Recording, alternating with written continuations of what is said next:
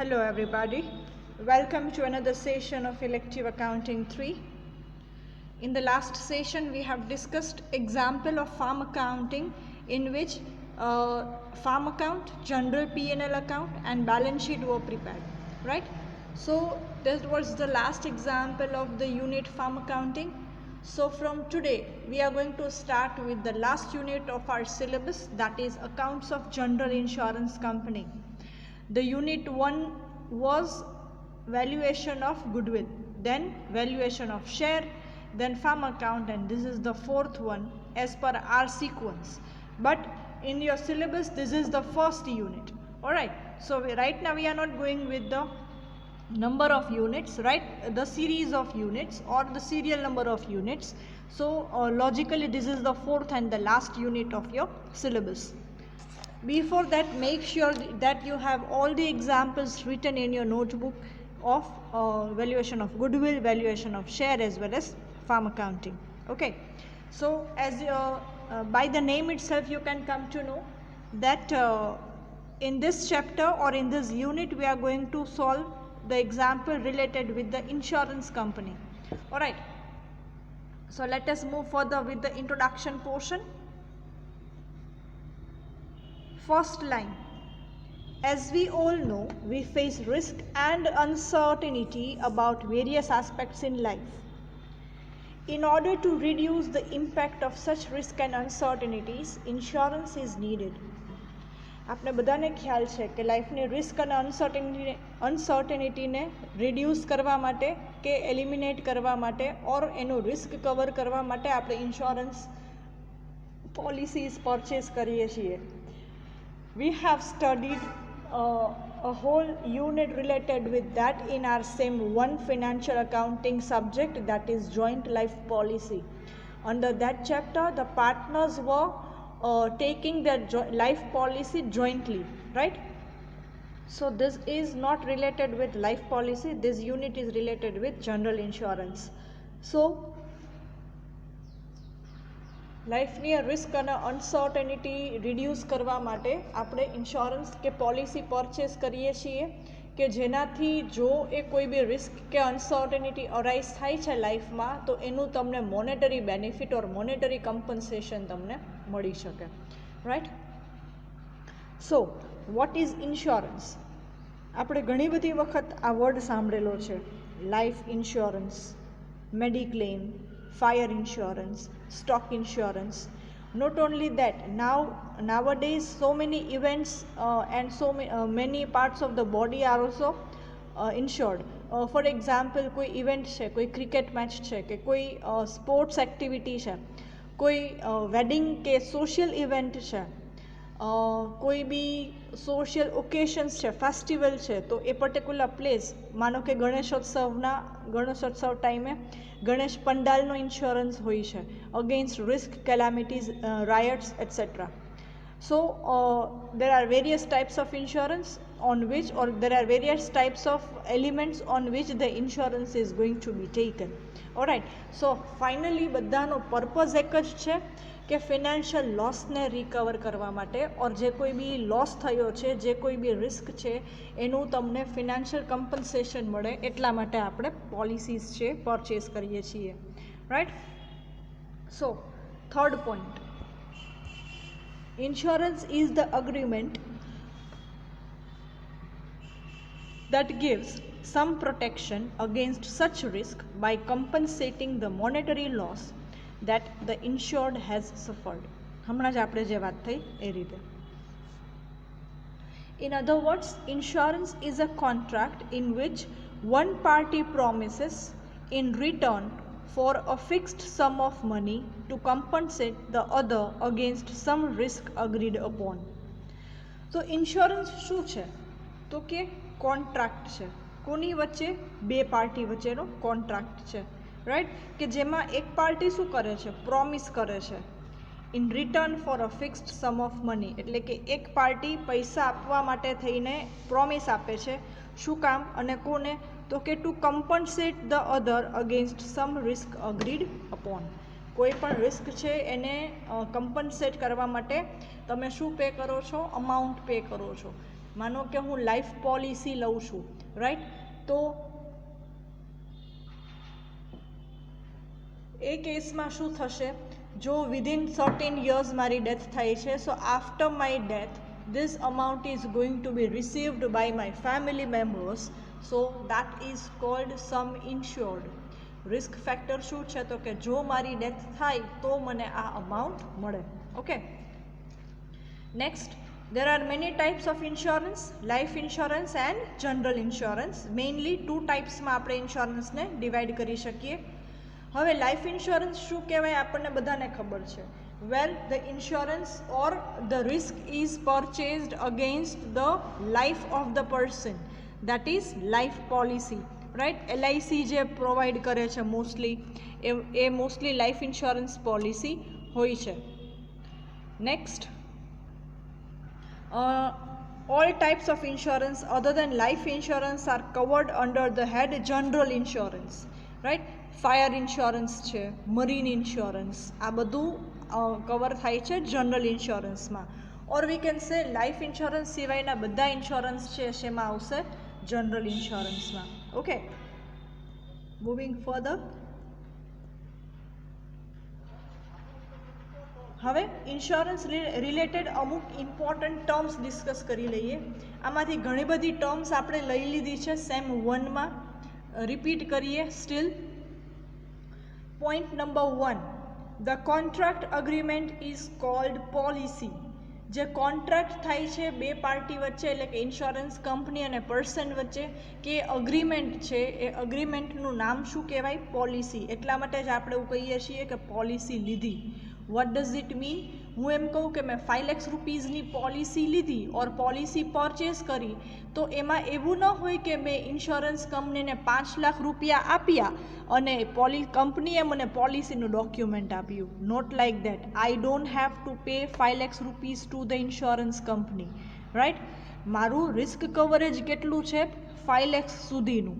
એટલે કે જો મારી ડેથ થશે વિધિન નિયરર ફ્યુચર ઓર જ્યાં સુધી પોલિસી કન્ટિન્યુ છે ત્યાં સુધી, તો મારા ફેમિલીને કેટલી અમાઉન્ટ મળશે, 5 lakhs રૂપીઝ મળશે. So 5 lakhs amount represents the amount of policy which is the amount of risk coverage. Okay, અહીંયા એવું ના હોય કે મેં ચલો એક ડસ્ટર લીધું તો મેં સ્ટેશનરી પર્સનને 20 રૂપીઝ આપ્યા અને એને મને ડસ્ટર આપ્યું. તો એવી રીતે પોલિસીનું ના હોય કે 5 lakhs રૂપીઝ પે કર્યા ને પછી મને પોલિસી રિસીવ થઈ, એવું ના હોય. 5 lakhs રૂપીઝ શું છે, મારું રિસ્ક અશ્યોર્ડ છે, સમ ઇન્શ્યોર્ડ કહેવાય એને. ઓરાઇટ, પછી એ 5 lakhs 10 lakhs એ અમાઉન્ટ ઉપરથી મારા પ્રીમિયમની અમાઉન્ટ નક્કી થશે. તો પ્રીમિયમ શું છે, મારે ઇન્સ્યોરન્સ કંપની પાસેથી આ સર્વિસ જોઈએ છીએ, તો આ સર્વિસ માટે મારે જે એવરી યર ચાર્જ પે કરવો પડશે, that charge is called premium. તો મારું જેટલું સમ ઇન્શ્યોર્ડ હશે અકોર્ડિંગલી મારું પ્રીમિયમ નક્કી થશે. જેટલું મારું સમ ઇન્શ્યોર્ડ વધારે એટલું મારું પ્રીમિયમ વધારે, રાઈટ. જેમ આપણે વ્હીકલ ઇન્સ્યોરન્સમાં હોય છે એમ જ the amount of vehicle insurance is based on the value of the vehicle, right. માનો કે હું કોઈ બે બ્રાન્ડ્સ લઉં છું કારની. એક કારની પ્રાઇસ છે 60 lakhs રૂપીઝ અને એક કારની પ્રાઇસ છે 6 lakhs રૂપીઝ. સો પ્રીમિયમ કોનું વધારે આવે, 60 lakhs વાળી કારનું પ્રીમિયમ વધારે આવે, કેમ કે સમ ઇન્શ્યોર્ડ છે એમાં કમ્પેરેટિવલી વધારે હોય, રાઈટ. સો એ અગ્રીમેન્ટને શું કહેવાય, પોલિસી કહેવાશે. whereas the monetary loss or the amount for which insurance taken is called sum insured. હમણાં જ જે વાત થઈ આપણે 5 lakhs રૂપીઝ વાળી એને કહેવાય sum insured. અગેન પ્રીમિયમની પણ વાત થઈ ગઈ. the amount paid to the insurance company for entering into the insurance agreement is called premium. આ સર્વિસ ઇન્સ્યોરન્સ કંપની આપે છે એના બદલામાં આપણે જે ચાર્જ પે કરવા પડે છે, that charge is called premium. next, the person who promises to pay the amount when risk arise, that is claim, is called insurer. જ્યારે ઇન્સ્યોરન્સ, જનરલી ઇન્સ્યોરન્સ કંપની છે એને ઇન્સ્યોરર કહેવાય આપણા માટે, right. The person who promises to pay the amount when the risk arises. જ્યારે એવું કાંઈ incident બને છે અને અમાઉન્ટ જે કંપની પે કરે છે એ કંપનીને કે એ પર્સનને શું કહેવાય? ઇન્શ્યોરર કહેવાય. And the person whose risk is insured is called insured. હવે હું મારી અને એક XYZ ઇન્સ્યોરન્સ કંપનીની વાત કરું તો XYZ ઇન્સ્યોરન્સ કંપની ઇન્શ્યોરર કહેવાશે અને હું ઇન્શ્યોર્ડ કહેવાઈશ, રાઈટ? કે મારું રિસ્ક કવરેજ છે એ ફિક્સ થાય છે, એ ઇન્શ્યોર થાય છે. So I will be the insured person and the company through which or through whom I have taken the insurance, that company is called insurer. Okay, moving further. Now the terms has started for which the chapter is called for. આ પેલી બધી terms કેવી હતી? General terms હતી insurance business માટે. આ બધી terms કેવી છે? જનરલ ઇન્સ્યોરન્સ માટે આપણે આ ચેપ્ટરમાં જે યુઝ કરવાના છીએ ને, આ એ બધી ટર્મ્સ છે. જો ટર્મ્સના મિનિંગ ખબર નહીં પડે તો ફોર્મેટ નહીં સમજાય, ફોર્મેટ નહીં સમજાય તો પૂરેપૂરો 20 માર્ક્સનો એક્ઝામ્પલ તમારો ઇનકરેક્ટ થશે, right? So very easy chapter. Just you need to memorize 4 to 5 schedules or formats, 1 or 2 working notes, and you are done with the chapter, right? So as easy as that. તો પહેલા આપણે terms સમજી લઈએ. First term claims paid. તો જે amount pay થાય છે ને એને ક્લેમ કર્યો કહેવાય, એને ક્લેમ પે કર્યો કહેવાય. આપણે એટલે જ વર્ડ યુઝ કરીએ છીએ mediclaim. Why? Direct word mediclaim is used because that amount is going to be paid on the spot, right? As we all know, હવે તો આપણી પાસે કેશલેસ ઇન્સ્યોરન્સ પોલિસીઝ બી છે. એટલે કે જ્યારે હું હોસ્પિટલમાં એડમિટ થાઉં છું અને મારી પાસે કેશલેસ ઇન્સ્યોરન્સ પોલિસી હોય છે, so I don't have to pay even the deposit amount. મારે ખાલી એ મારી પોલિસીનું કાર્ડ જ ત્યાં સ્કેન કરાવવાનું હોય છે and all the bills would be paid by my insurance company on my behalf, right? So એ અમાઉન્ટને શું કહેવાશે? ક્લેમ કહેવાશે. This is the amount paid by the insurance company in case of loss. તો મેડિક્લેમની અમાઉન્ટ, માનો કે હોસ્પિટલમાં હું એડમિટ થાઉં છું ને બિલ 50,000 આવે છે, તો મારે એમાંથી એક પણ રૂપિયો પે નથી કરવાનો સપોઝ, તો એ ક્લેમની અમાઉન્ટ શું થઈ કંપની માટે? 50,000 rupees is called the claim paid. Okay, next second, reinsurance. હવે ઇન્સ્યોરન્સની મિનિંગ તમને ખબર છે, તો રીઇન્સ્યોરન્સનો મિનિંગ પણ ખબર પડી જ જવી જોઈએ નામ ઉપરથી. હવે આવા ઘણા બધા વર્ડ્સ આપણને ખ્યાલ છે. રી આગળ આવે એમાં, માનો કે અરેન્જ અને rearrange. So arrange means what? ગોઠવણી કરવી. Rearrange means what? જે ગોઠવેલું છે એને ફરી પાછું ગોઠવવું, right? Read and reread. Read એટલે વાંચવું અને રીરીડ એટલે પાછું વાંચવું, રાઈટ? સો આગળ જ્યાં વર્ડ રી લાગે એટલે અહીંયા શું થઈ ગયું? તમારું મલ્ટિપલ ટાસ્ક થઈ ગયો, ઓર વી કેન સે રિપીટેશન થઈ ગયું. સો રીઇન્સ્યોરન્સ એટલે કે જે અમાઉન્ટ ઇન્શ્યોર્ડ છે એનો પાછો ઇન્સ્યોરન્સ. હવે આવું કેમ થાય? તો પહેલાં એનો મિનિંગ વાંચીએ. The insurance company may transfer a part of risk to another insurance company in order to reduce the risk. તમે લોકો કોસ્ટ એકાઉન્ટિંગમાં કોન્ટ્રાક્ટ અકાઉન્ટ ભણશો તો એમાં એક વર્ડ આવશે સબ કોન્ટ્રાક્ટ કોસ્ટ. એ પણ કંઈક આના જેવું જ થાય. હવે રીઇન્સ્યોરન્સ એટલે શું? માનો કે હું એક ઇન્સ્યોરન્સ કંપની છું, મેં એક પાર્ટી પાસેથી ઇન્સ્યોરન્સ પોલિસી કોન્ટ્રાક્ટ સાઇન કર્યો. હવે પ્રીમિયમ ઘણું બધું વધારે છે અને પોલિસીની અમાઉન્ટ છે, સમ ઇન્શ્યોર્ડ અમાઉન્ટ છે 50 crores રૂપીઝ, રાઈટ? તો મેં પોલિસી તો લઈ લીધી, કોન્ટ્રાક્ટ અગ્રીમેન્ટ સાઇન પણ કરી લીધો, પ્રીમિયમ બી પે કરી દીધું પાર્ટીએ. પછી મને વિચાર આવે છે 50 crores is actually a huge amount.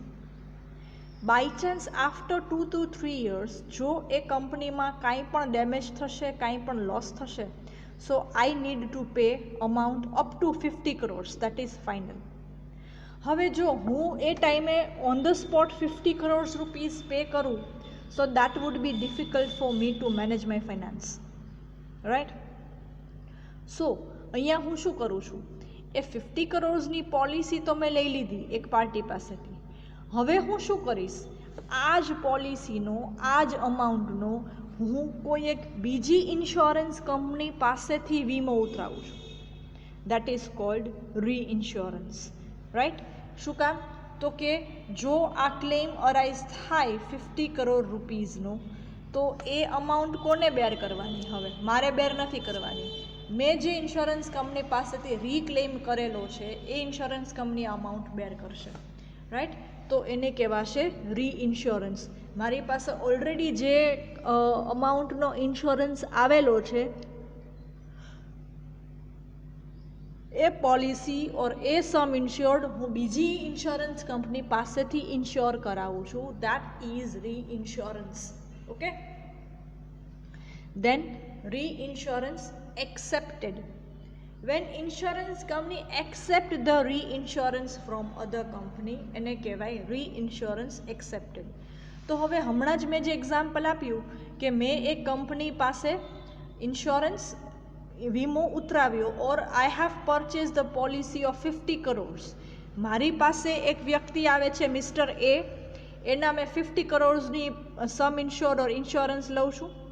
મારી કંપનીનું નામ છે એબીસી લિમિટેડ. હવે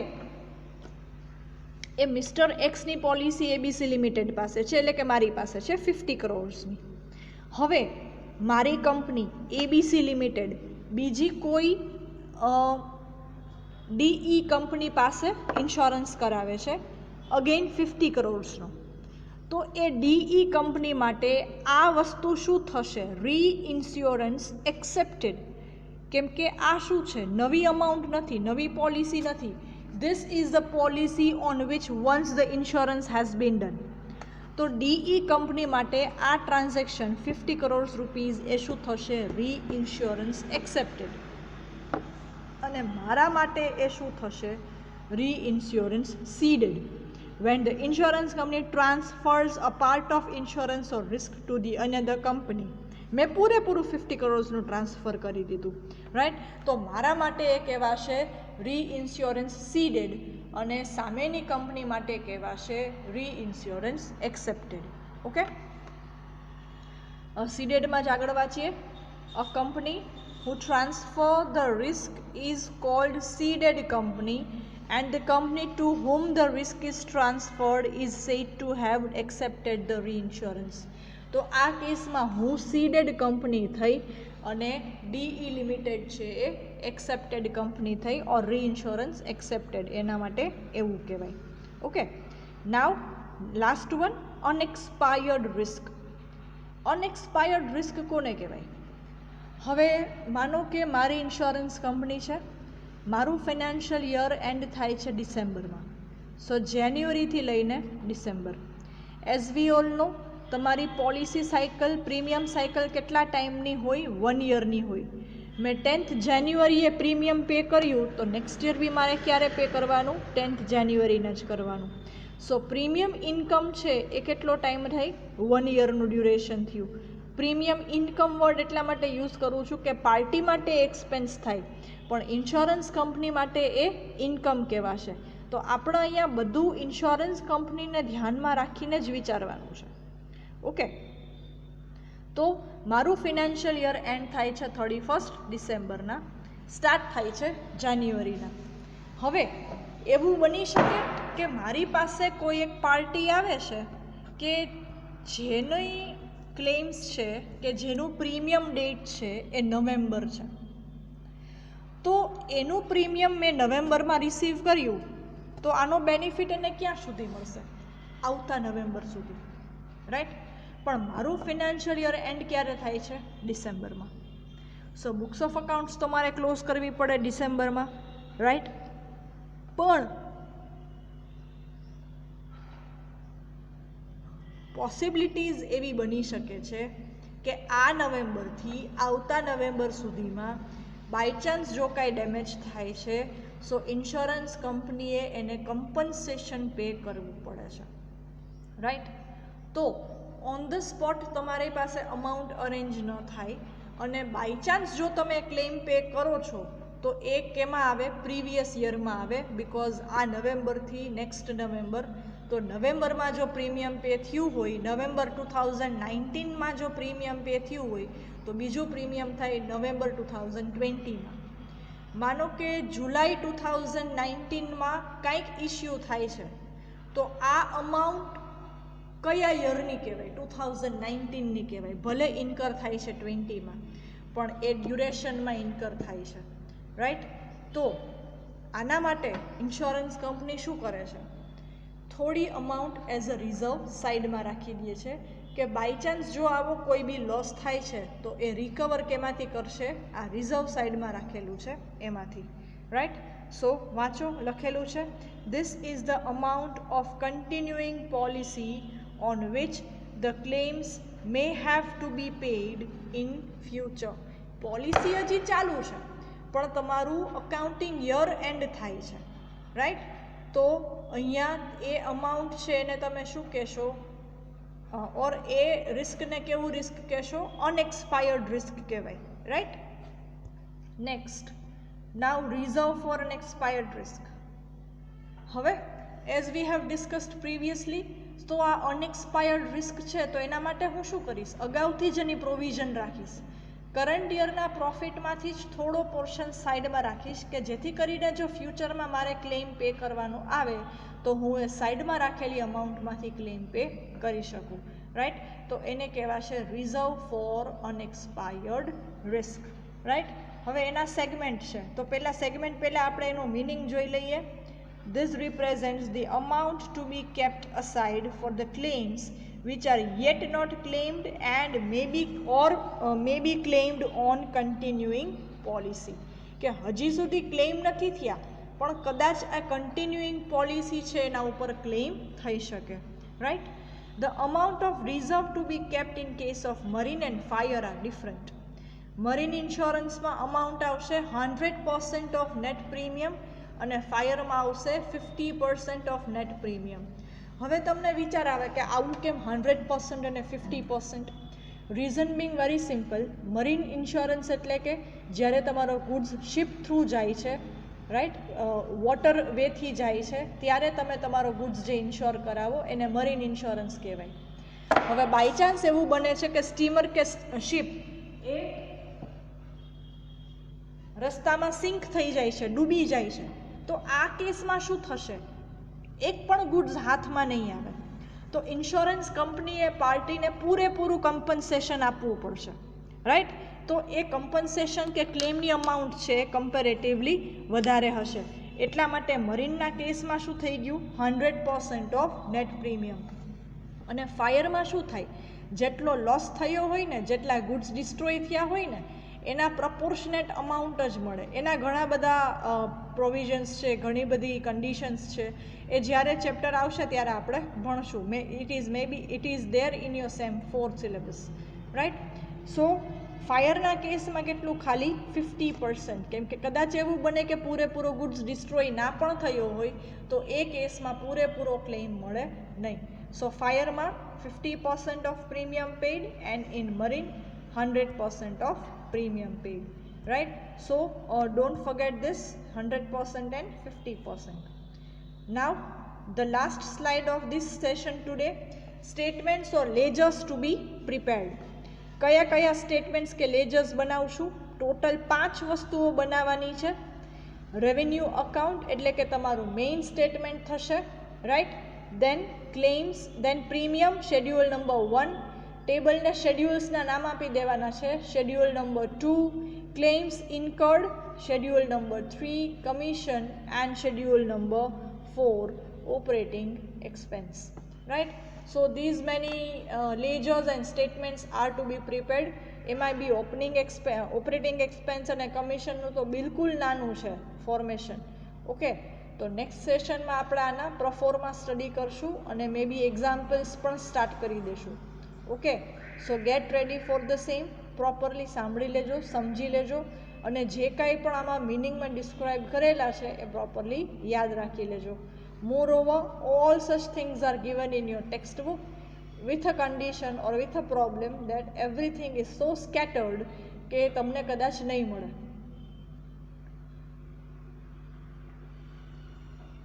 સો મોરઓવર તમારી ટેક્સ્ટ બુકમાં પણ આ બધી વસ્તુઓ છે. So you also can refer the same, right? Fine. So repeat કરીએ from the beginning. First slide, પછી ઇન્સ્યોરન્સનું ઇન્ટ્રોડક્શન, ઇન્સ્યોરન્સ રિલેટેડ બધી ઇમ્પોર્ટન્ટ ટર્મ્સ, પછી આ ચેપ્ટર રિલેટેડ બધી ઇમ્પોર્ટન્ટ ટર્મ્સ, અને રિઝર્વના margins 100% and 50%. Then statements and ledgers to be prepared. Revenue account schedule 1, 2, 3 and 4. Commission અને ઓપરેટિંગ એક્સપેન્સના શેડ્યુલ તો બિલકુલ નાના. ઓકે, બહુ જ મજા આવશે ચેપ્ટરમાં. ખાલી 1-2 વર્કિંગ નોટ યાદ રાખવાની છે અને આ શેડ્યુલ્સ યાદ કરી લેવાના છે and you are done with the chapter. Next સેશનમાં હું તમને આ બધાના ફોર્મેટ્સ આપી દઈશ. રેવન્યુ અકાઉન્ટ કેમ બનાવવાનું, શેડ્યુલ 1માં શું લખવાનું, 2માં શું લખવાનું, 3માં શું લખવાનું અને 4માં શું લખવાનું, રાઈટ? ત્યાં સુધી આ બધી વસ્તુઓ તમારી બુકમાં લખી લેજો. જો આ મિનિંગ ક્લિયર નહીં હોય તો તમને ચેપ્ટરમાં કાંઈ જ ખબર નહીં પડે, right? So it is a genuine advice to you all to write these things in your notebook. Especially આ બધું તો લખી જ લેજો, starting from claims up to reserve for an expired risk. આટલું તો તમે બધું લખી જ લેજો. Alright, fine. Thank you all.